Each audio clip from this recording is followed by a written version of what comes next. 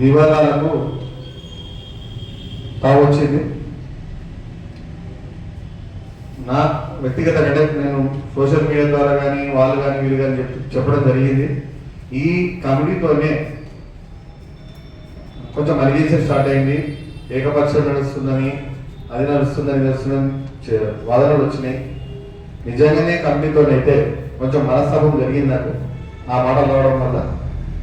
నిజంగానే కమిటీతో ప్రాబ్లం అనిపిస్తే ₹5 received on PhonePe.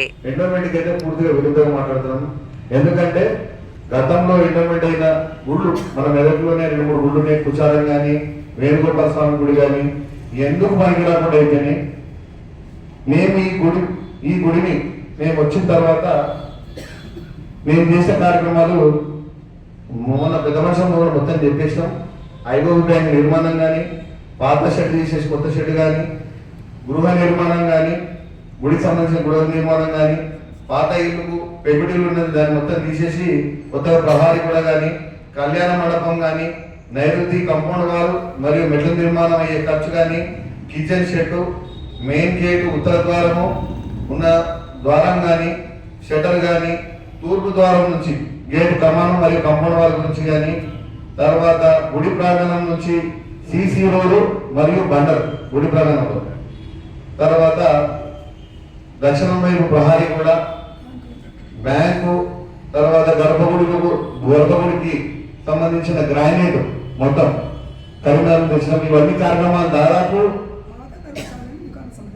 పాత ధర్మశాలను తీసేసి దుకాణ సముదాయం, ఈ దుకాణ సముదాయం ఎందుకు చేసినాము ఇవన్నీ ఈ దాదాపుగా 2 కోట్ల పైచీలకు మేము 2 కోట్ల వరకు చేసినాం. మేము ఈ డెవలప్మెంట్ను ఎందుకు చేసాము అంటే ఈ కమర్షియల్ చేయడం వల్ల ఆధ్యాత్మిక కార్యక్రమాలు చేయడానికి, గుడికి పూర్తిగా ఉపయోగపడడానికి మేము శాయశక్తుల కృషి చేసాం అనుకుంటున్నాము.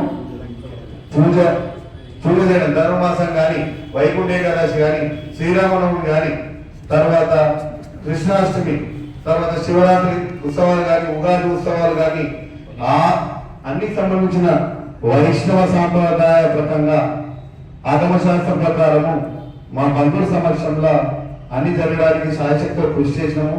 ప్లస్ ఇంకొకటి ఎక్కడైతే కరెక్షన్ జరిగిందన్నారో దానికి మొత్తం లెక్కలు కూడా మేము లెక్కలు ఇవ్వలేదన్నారు.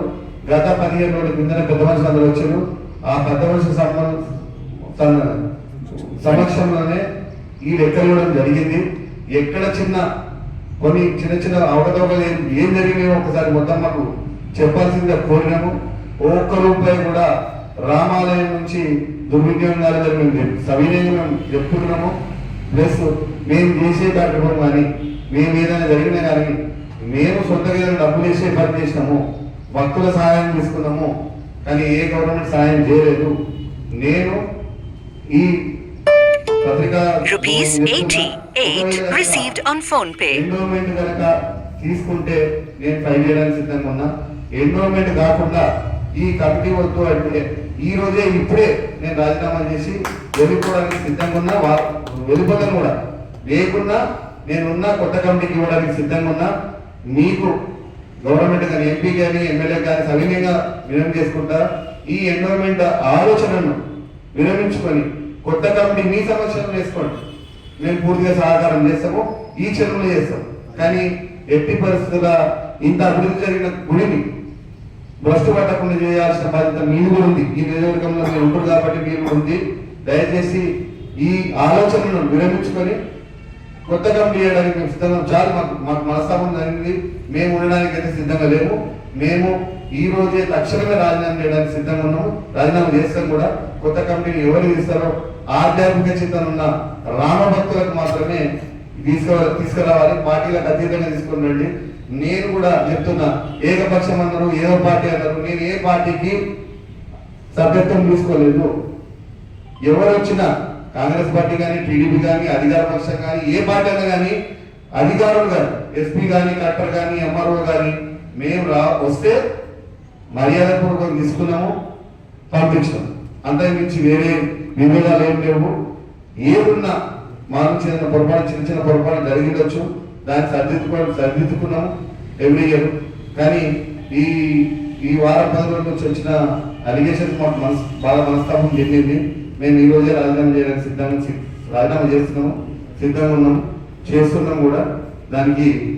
కానీ ఎట్టి పరిస్థితుల్లో ఇంప్లిమెంట్ చేస్తే మాత్రం మేము సహించాం, దాన్ని ఒప్పుకోము. ఇది ఎవరైనా తప్పులు ఏమని మేము కనుక ₹1 తీసుకున్నట్టుంటే మేము గుళ్ళు చెప్తూ మాట్లాడుతున్నాము. ఎలాంటి ₹1 కూడా అవకతవకలు జరగలేవు. Thank you. జై శ్రీమన్నారాయణ. జై శ్రీమన్నారాయణ. ఎండోమెంట్ అయితే ఎండోమెంట్ కాకపోతేనే రాజీనామా, ఎండోమెంట్ కాకపోతే ఖచ్చితంగా రాజీనామా సిద్ధం. ఎండోమెంట్ అయితే మాత్రం మేము ఫైట్ చేయడానికి సిద్ధంగా ఉన్నాం.